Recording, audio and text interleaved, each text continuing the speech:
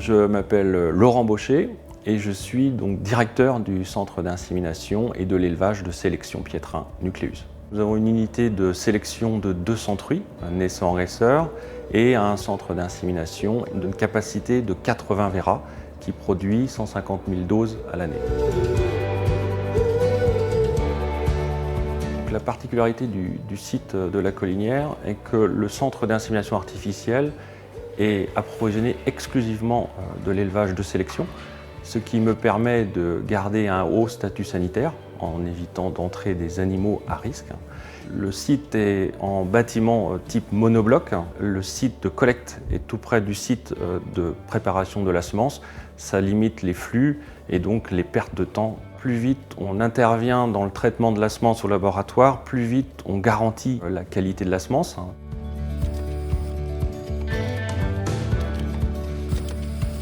Les éjaculats sont pilotés par un logiciel qui centralise toutes les caractéristiques du sperme pour en donner une validation ou non, afin de les diluer derrière et de les commercialiser. Donc deux appareils sont essentiels dans cette analyse. Ils sont donc l'IVOS et l'EasySight. L'éleveur, quand il achète de la semence, lui ce qu'il veut c'est 100% de réussite. Plus l'analyse du spermatozoïde sera poussée et on va dire exacte, plus lui en tirera bénéfice et donc ses résultats technico-économiques seront meilleurs et on garantira les performances de son élevage. Depuis 2014, ma préoccupation a toujours été de limiter la contamination bactérienne de l'éjaculat afin de garantir une longue conservation de la semence. Donc, dans un premier temps, il faut que l'environnement du véra soit propre et sec. C'est pour cela qu'on racle une fois par semaine la case du véra. Ensuite, nous avons mis en place un système de ventilation qui permet d'avoir un sol sec et donc avoir un fourreau, lieu de prélèvement, sain.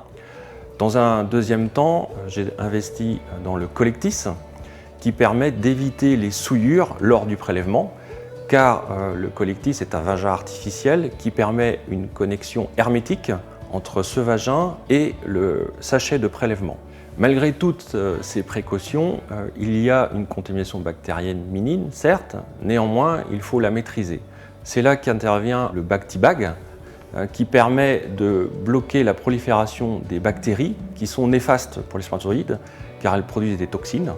Concrètement, les résultats techniques terrain ont montré une amélioration de 4 à 8% du taux de réussite à l'échographie, tout en gardant le même nombre de nez totaux.